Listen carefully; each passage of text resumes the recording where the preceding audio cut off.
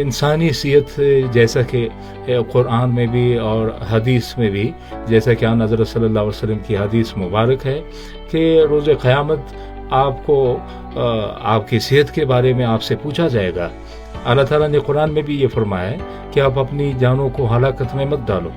تو اس نقطہ نظر سے ہماری صحت ایک قسم کی امانت ہے جو اللہ تعالیٰ نے ایک نعمت کے طور پر ہمیں دی ہے۔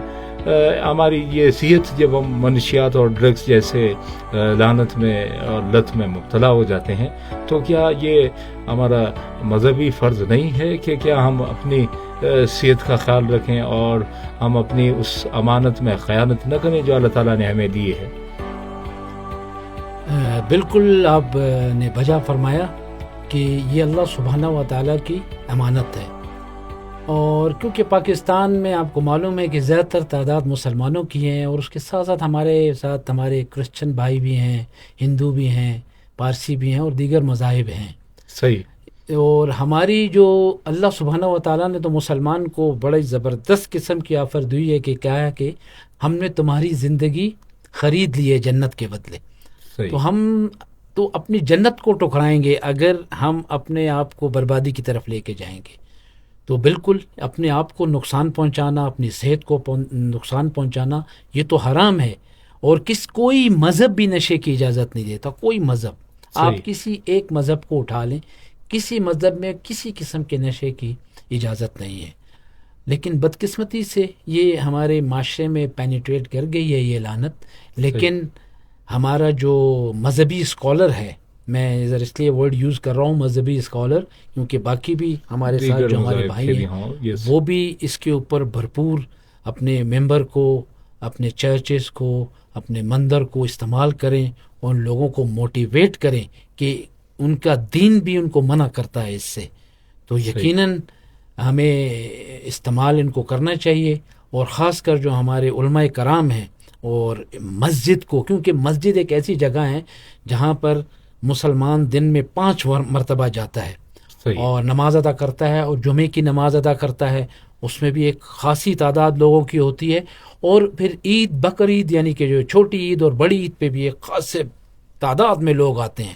تو میرا خیال ہے اس کا ہمیں بھرپور فائدہ اٹھانا چاہیے ہمارے ریلیجیس اسکالرس کو، اور یہ میسیج انہیں کنوے کرنا چاہیے کہ یہ جو نشہ ہے یہ ہماری صحت کے لیے، ہمارے معاشرے کے لیے اور اس قوم کے لیے تباہی کا باعث بنے گا، کیونکہ یہ جو آج کا بچہ ہے اس نے کل قوم کو سنبھالنا ہے، نیشن کو لے کے آگے چلنا ہے۔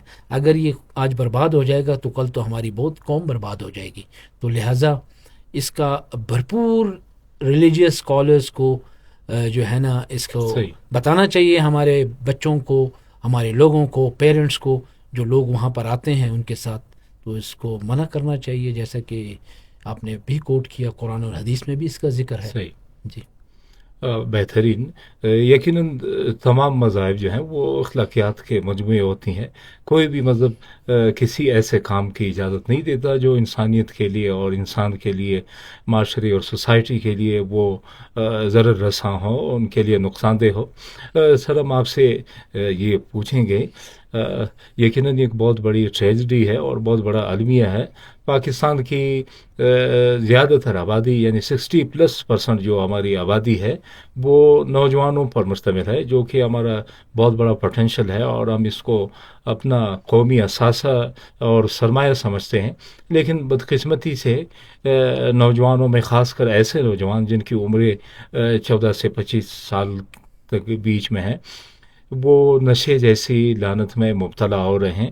نشے کی طرف جانے کے اسباب اور عوامل آپ کی نظر میں کیا ہو سکتے ہیں سر؟ اچھا، اس میں بہت سارے عوامل ہیں جو یہ ہمیں مطلب یہ ہمارے اٹریکٹ کرتے ہیں بچوں کو، جو آپ نے یہ ذکر کیا 14 سے 25 سال، اور آپ یقین کریں یہ اس وقت بھی میرے پاس سینٹرز میں کوئی 80% جو بچہ ہے، اور یہ ینگ لاٹ ہے، 15 سال سے لے کر اور 25 سال کے درمیان، کیونکہ ہم زیادہ تر 18 سال سے ابو بچوں کو ٹریٹ کرتے ہیں۔ اور اس کی اٹریکشن کی وجہ کیا ہے؟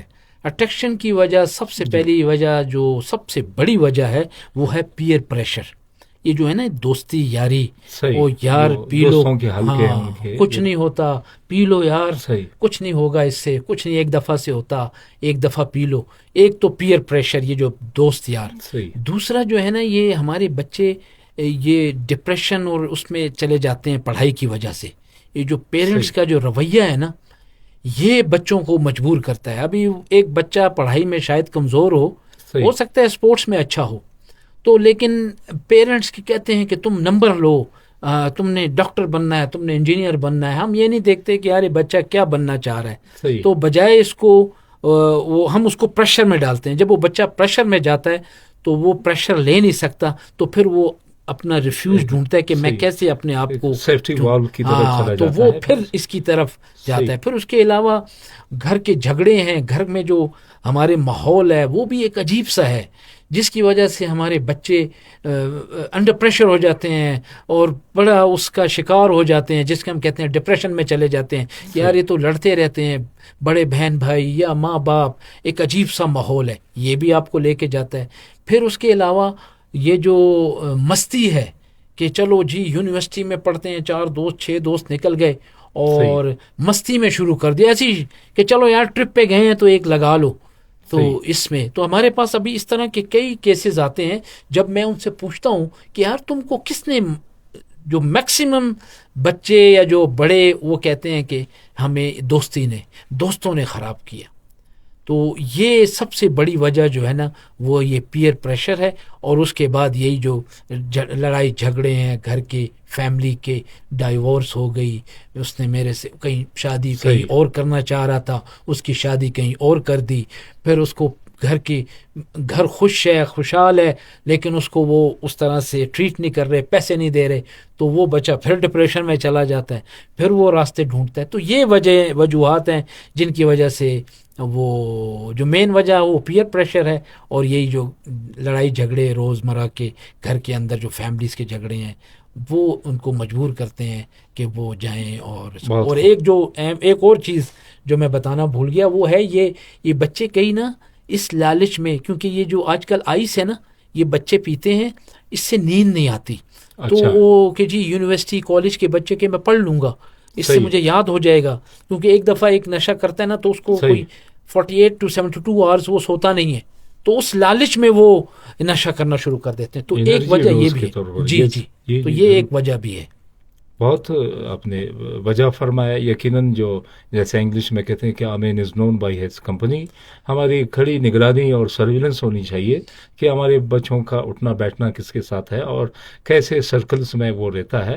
اور ساتھ ہی ساتھ جب بچے کی یہ جو عمر اور ایج ہوتی ہے ان کو وہ کچھ تقاضے ہوتی ہیں، اور بچے جو ہے اس ایج میں بڑے جذباتی ہوتے ہیں اور ان کے باڈی جو ہے وہی ہارمونس کا اخراج ہوتا ہے کہ وہ کچھ کرنا چاہتے ہیں، کیروسٹک ہوتے ہیں. اور جب فیملی کی طرف سے ان کو ڈسکریج کیا جاتا ہے یا زبردستی ان کو اس لائن پر لانا چاہتے ہیں جس میں بچے کے رجحانات یا بچے کی دلچسپی اور صلاحیت نہیں ہے، تو یہ چیزیں بھی یقیناً پھر ہمارے لیے ایک غیر محسوس انداز میں ہمارے لیے تباہی کا باعث بن سکتی ہے.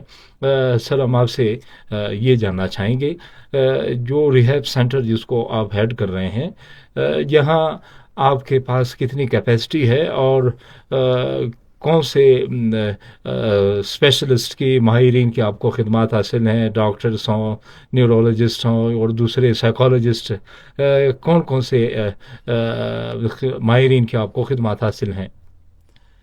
یہ جو ہمارا ادارہ ہے یہ جیسے کہ میں نے پہلے بھی بتایا آپ کو، یہ ہمارا گورنمنٹ آف پاکستان کے تعاون سے یہ رن ہو رہا ہے، اینٹی نارکوٹکس فورس.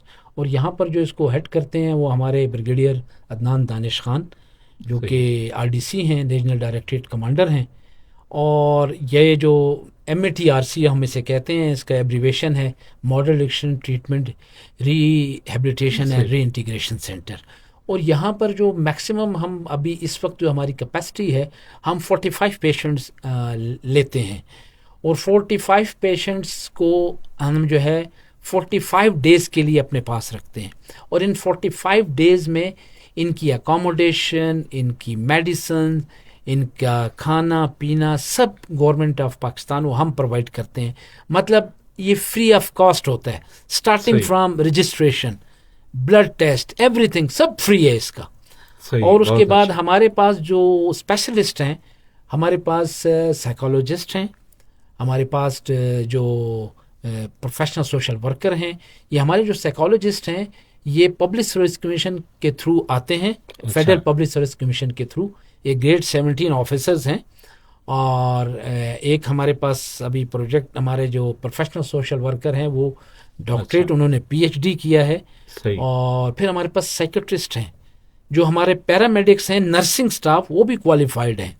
اچھا. تو جو ان کو ہم جو ٹریٹمنٹ دے رہے ہیں, جو میں نے آپ کو بتایا کہ ان کو پراپر ان کا سلیبس ہے, اور ان کی مارننگ میٹنگز ہوتی ہیں, ان کو لیکچرز صحیح. دیے جاتے ہیں, ان کی کونسلنگ ہوتی ہے, اور فیملی کونسلنگ ہوتی ہے. پھر ہم پراپر فیملیز کا ایک ڈے ہے, وہ وزٹ کرتے ہیں فیملی, ان کے ساتھ ملاقات ہوتی ہے ان کو.